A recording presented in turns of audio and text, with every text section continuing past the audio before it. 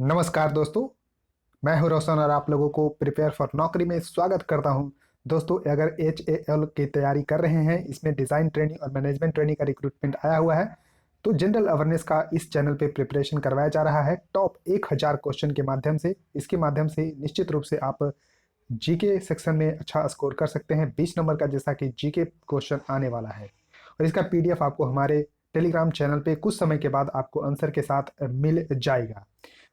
और देखिए, इसका एग्जामिनेशन डेट रखी गई है 24 और 25 अप्रैल को। तो इससे पहले 1000 क्वेश्चन का सीरीज यहाँ पर आपको कंप्लीट करा दिया जाएगा।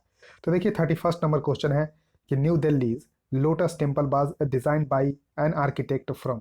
तो किस देश के वास्तुकार के द्वारा जो दिल्ली में स्थित लोटस टेम्पल है करा किया गया था। तो इसका करेक्ट आंसर होगा दोस्तों ए, ईरान। अब चलिए आपको लोटस टेम्पल का दर्शन करवा देते हैं, घर बैठे ही आपको दिल्ली का सैर करा देते हैं। तो देखिए कितना बेहतरीन नज़ारा है। ये आपको बहाई धर्म से रिलेटेड संबंधित है, तो इसको ध्यान रखिएगा। ये बहाई धर्म के लोग यहाँ पर जो है पूजा अर्चना करते हैं, और इसको डिज़ाइन किया था ईरान के आर्किटेक्ट फरीबोर्ज सहवा के द्वारा। फरीबोर्ज सहवा के द्वारा। और इसको पब्लिक के लिए ओपन ही कर दिया गया था 1986 में। 1986 में इसको पब्लिक के लिए परसिप के लिए खोल दिया गया, और लोटस टेम्पल के नाम से मशहूर है। ये आपको ध्यान रखना होगा। अब देखिए, नेक्स्ट क्वेश्चन है कि who was the founder of the city of Hyderabad. तो हैदराबाद जो सिटी है उसके फाउंडर हैं निज़ाम उल मुल्क। तो करेक्ट आंसर यहाँ पर ए होगा, निज़ाम उल मुल्क के द्वारा हैदराबाद सिटी को यहाँ पर फाउंड किया गया था। और हैदराबाद में ही स्थित है चार मीनार। इसको ध्यान रखना है कि चार मीनार कहाँ पर स्थित है, तो हैदराबाद में ही स्थित है। उसका देखिए नेक्स्ट क्वेश्चन आपके सामने आ रहा है कि the famous Gupta period Dashavatar temple. तो देखिए, एक गुप्ता पीरियड का फेमस टेम्पल है दशावतार टेम्पल, जो कि रिकॉग्नाइज्ड किया गया है one of the earliest panchayatan temple in north India. तो पंचायतन टेम्पल नॉर्थ इंडिया के रूप में फेमस है, वो कहाँ पर स्थित है? तो ये आपको लोकेटेड है देवघर में। अब देखिए, देवघर से लोग इसको कंफ्यूज करते हैं। एक देवघर आपको झारखंड में भी है, लेकिन ये देवघर आपको ध्यान रखना है उत्तर प्रदेश में है। उत्तर प्रदेश में है देवघर, इसको ध्यान रखना है। दशावतार टेम्पल वहीं स्थित। अब देखिए पूरा मंदिर भी दिखाता हूँ। तो देखिए, दशावतार टेम्पल ये आपको देवघर में देखने को मिलता है, जो कि ललितपुर डिस्ट्रिक्ट है यूपी में, उससे सब वहीं पर है, ललितपुर डिस्ट्रिक्ट में। और विष्णु भगवान से समर्पित ये दशावतार टेम्पल है, इसको ध्यान रखना है। और ये आपको बेतवा रिवर के किनारे स्थित है, तो इसको आपको ध्यान रखना है। और ये मंदिर का आर्किटेक्चर है वो नागर स्टाइल में बना हुआ है। नागर स्टाइल में बना हुआ है, ये भी आपको पता होना चाहिए। उसका देखिए नेक्स्ट क्वेश्चन आपके सामने है कि in which year did the convention on the wetland the Ramsar convention came into the force in India. तो देखिए, आपको अगर थोड़ा सा भी पढ़े होंगे रामसर कन्वेंशन से रिलेटेड, तो ये साइन किया गया था 2 फरवरी 1971 को। 2 फरवरी 1971 को ईरान के शहर रामसर में, ईरान के शहर रामसर में। तो देखिए 2 फरवरी 1971 को, लेकिन इंडिया में इफेक्ट में आया 1982 में। तो इसका करेक्ट आंसर होगा दोस्तों 1982 में। तो अब देखिए, इससे रिलेटेड आपको और पता होना चाहिए। तो देखिए, वेटलैंड, जैसा कि आपको थोड़ा सा समझ रहे होंगे कि वेटलैंड आर्द्र भूमि से रिलेटेड है। तो इसके लिए हर साल वर्ल्ड वेटलैंड डे भी मनाया जाता है 2 फरवरी को, क्योंकि 2 फरवरी 1971 को रामसर कन्वेंशन साइन किया गया था। तो बहुत सारे एग्जाम में क्वेश्चन आते हैं कि रामसर कन्वेंशन किससे रिलेटेड है, तो कंजर्वेशन ऑफ वेटलैंड से रिलेटेड। और वर्ल्ड वेटलैंड डे 2 फरवरी को मनाया जाता है। और इसके रिगार्डिंग जो थीम होती है वो भी आपको पता होना चाहिए। तो 2020 की थीम था बायोडाइवर्सिटी, वेटलैंड एंड बायोडाइवर्सिटी। और 2021 का थीम है वेटलैंड एंड वाटर। ये थीम आपको पता होना चाहिए। अब देखिए, भारत में अगर बात करते हैं कि कितने रामसर साइट है, तो अभी फिलहाल 42 रामसर साइट है, जो कि आपको पता होना चाहिए। नंबर भी पूछ ले जाते हैं एग्जाम में कि भारत में अभी कितने रामसर साइट हैं, 42। इसका लिस्ट के साथ वीडियो आपको इस चैनल पे मिल जाएगी कुछ समय के बाद, तो उसके इंतजार करिएगा। अब देखिए, क्वेश्चन है कि Mughal empire Shah Jahan got the monument Taj Mahal constructed in memory of his wife. तो अपनी वाइफ मुमताज महल के याद में ये ताजमहल जो है बनाया गया था। तो करेक्ट आंसर यहाँ पर ये सही होगा। अब देखिए, घर बैठे ही आपको ताजमहल का दर्शन करवा देते हैं। तो ये आपको आगरा में देखने को मिलता है, आगरा जो कि उत्तर प्रदेश में है। और वहीं आपको यमुना के किनारे देखने को मिलता है ताजमहल। और ये आपको 7 वंडर ऑफ द वर्ल्ड में भी शामिल है, और यूनेस्को वर्ल्ड हेरिटेज साइट भी है ताजमहल। नेक्स्ट क्वेश्चन है कि who appoint the chief justice of India.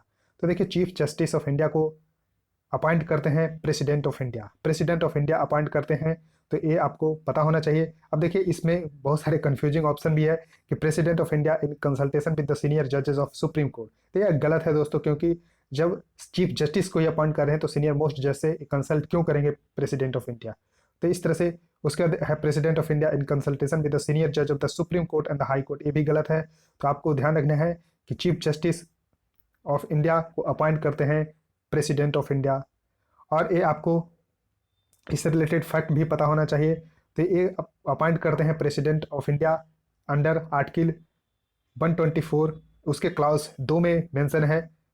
तो इसको ध्यान रखना है कि chief justice of India and the जजेस ऑफ द सुप्रीम कोर्ट, और सुप्रीम कोर्ट के जज भी अपॉइंट करते हैं प्रेसिडेंट ऑफ इंडिया, तो अंडर आर्टिकल 124 क्लाउज 2 के अंतर्गत। ये भी आपको एग्जाम में आ चुके हैं कई बार, इसका ध्यान रखना है। अब देखिए फर्स्ट चीफ जस्टिस के बारे में पूछ लिया जाता है, तो H J. Kania first chief justice of India है, और 47th अभी हैं शरद अरविंद बोबड़े। तो यह भी आपसे पूछा जा सकता है कि अभी वर्तमान में भारत के चीफ जस्टिस कौन है, सुप्रीम कोर्ट के चीफ जस्टिस कौन है, तो आपको शरद अरविंद बोबड़े जो कि 47th नंबर के हैं। उसका नेक्स्ट क्वेश्चन है कि who was the chairman of the drafting committee of the constitutions of India.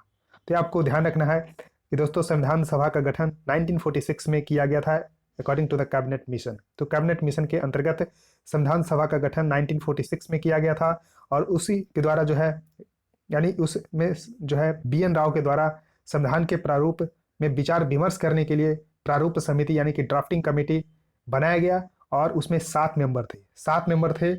और उसके यहाँ पर आपको ध्यान रखना है कि चेयरमैन कौन थे, तो बी.आर. अम्बेडकर। तो करेक्ट आंसर यहाँ पर सी सही होगा, बी.आर. अम्बेडकर ड्राफ्टिंग कमेटी के चेयरमैन थे, और इसमें 7 मेंबर था ड्राफ्टिंग कमेटी में। उसका नेक्स्ट क्वेश्चन आपके सामने है कि Rongali Bihu one of the major festival of Assam is celebrated in the month of. तो देखिए बिहू से रिलेटेड आपको क्वेश्चन पूछा जाता था पहले कि बिहू जो है किस राज्य का फेस्टिवल है, तो असम इसका आंसर होता था। लेकिन अब देखिए रंगोली बिहू पूछा गया है, जो कि असम का मेजर फेस्टिवल है, 21 मंथ में सेलिब्रेट किया जाता है, तो अप्रैल में सेलिब्रेट किया जाता है, इसको ध्यान रखना है। तो यानी कि अप्रैल मंथ में रंगोली बिहू मनाया जाता है असम में। उसके देखिए नेक्स्ट क्वेश्चन है कि with which neighbouring country does Gujarat share its border. यानी कि क्वेश्चन पूछा जा रहा है कि कौन से जो पड़ोसी देश है उसके साथ गुजरात जो है अपनी सीमा साझा करता है, तो है आपको दोस्तों पाकिस्तान। तो आप देखिए मैप में देखिए, ये आपको पश्चिम भारत में गुजरात स्थित है, और इसी से सटता हुआ यहाँ पर आपको पाकिस्तान नजर आ रहा है। देखिए अगर पूर्व की अगर कोई रहता स्टेट तो यहाँ पर थोड़ा सा कन्फ्यूजन हो सकता था, बांग्लादेश से, भूटान और नेपाल से रिलेटेड। तो इस तरह से आप मैप हमेशा देखा करिए। उसका देखिए नेक्स्ट क्वेश्चन है कि who among the following is not a well known tabla player in Hindustani classical style of the music. Basically पूछा जा रहा है कि दिए गए ऑप्शन में से कौन तबला प्लेयर नहीं है। तो जाकिर हुसैन तबला प्लेयर हैं, बिल्कुल सही है। स्वप्न चौधरी ये भी तबला प्लेयर हैं, और लतीफ़ अहमद ये भी तबला प्लेयर हैं, जबकि अमजद अली एक सरोद प्लेयर हैं। तो अमजद अली इसका करेक्ट आंसर होगा। Amjad Ali is not a well tabla known player, तो अमजद अली सरोद प्लेयर हैं, इसका आपको पता होना चाहिए। जाकिर हुसैन से तो क्वेश्चन बहुत बार आ चुके हैं एग्जाम में। जाकिर हुसैन कौन से इंस्ट्रूमेंट बजाते हैं, तो ये है तबला। स्वप्न चौधरी तबला, लतीफ़ अहमद तबला, जबकि अमजद अली सरोद। तो दोस्तों इस वीडियो में इतना ही रखता हूँ। देखिए 40 क्वेश्चन आपको देखते देखते हो चुके हैं। क्या 40 क्वेश्चन आपको पता है इससे रिलेटेड फैक्ट भी? नहीं तो आप गलत डायरेक्शन में जा रहे हैं। आपको सही डायरेक्शन में जाने के लिए आप वीडियो देखिए और उससे अपना शॉर्ट नोट्स बनाइए, ताकि आप उसको अंत समय में रिवाइज कर सकें। पीडीएफ तो आपको कुछ समय के बाद आंसर के साथ मिल ही जाएगी। तो दोस्तों इस वीडियो में फिलहाल इतना ही। वीडियो को लाइक करिए, और सबसे ज़रूरी होता है दोस्तों चैनल को सब्सक्राइब करके बेल आइकन को प्रेस करना, और अपने दोस्तों के साथ इस वीडियो को शेयर कर दीजिए। So thank you guys.